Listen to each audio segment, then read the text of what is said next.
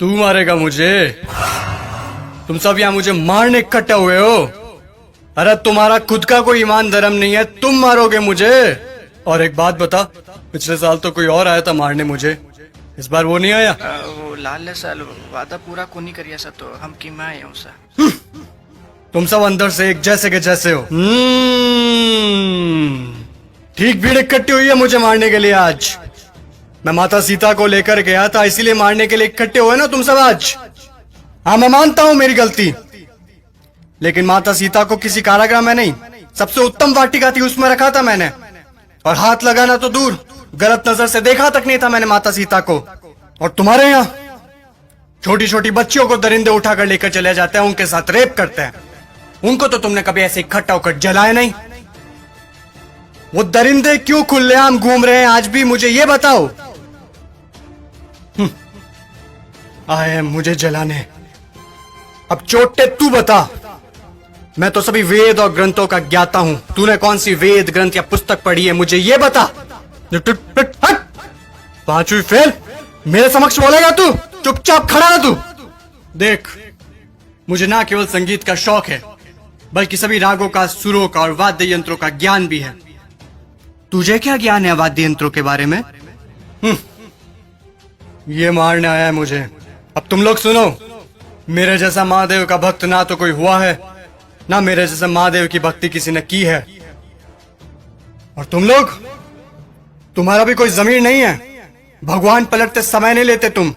काम हुआ तो ठीक, तो चलो महादेव के पास, हुए तो चलो महादेव के, नहीं हुए तो चलो इस बार बालाजी के चलते हैं। क्या हुआ? गुस्सा आ रहा है मेरे ऊपर? तुम लोग मेरे बारे में क्या सोचते हो मुझे कुछ फर्क नहीं पड़ता, लेकिन एक बात कान खोल के सुन लो, मैं चाहे कैसा भी हूं, लेकिन तुम्हारी इस मंत्री जैसा कदापि नहीं हूं मैं। मेरे राजपाट में जनता प्रसन्न रहती थी, खुश रखता था मैं उन्हें। इसकी तरह पटाखों की चोरी कभी नहीं की मैंने। बोलूं, बता दूं सभी को, ये दुष्ट, ये तुम्हारा मंत्री दुष्ट एक नंबर का, ये कागजों में लिखता है कि रावण दहन के लिए 50 पेटी पटाखों के लगे, और लगा था 5 भी नहीं है, ये सब इसके घर पे जा रहे हैं। और तुम लोग क्या कहते हो? बुराई पर अच्छाई की जीत। कहां हुई, कहां हुई बुराई पर अच्छाई की जीत?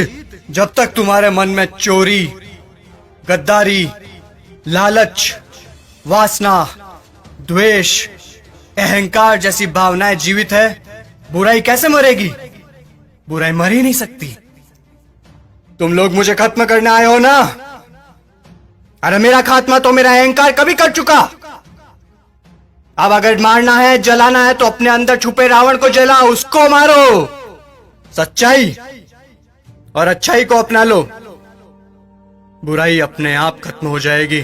और अगर तुम मुझे जलाने के उद्देश्य से ही आए हो, तो मैं तुम्हें बता दूं कि सिर्फ छोटे बच्चे ही आज की तारीख में मुझे जला सकते हैं, क्योंकि उनके अंदर चोरी, गद्दारी, लालच, घृणा, वासना, द्वेष, अहंकार जैसी भावनाएं नहीं है। असल में वही हैं ईश्वर का स्वरूप। ए लड़के, लगा दे आग, फिर से जला दे।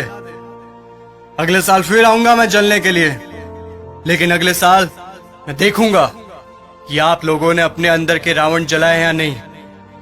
खुश हैं अभी आप सब? एक बार फिर से आपका रावण जल रहा है।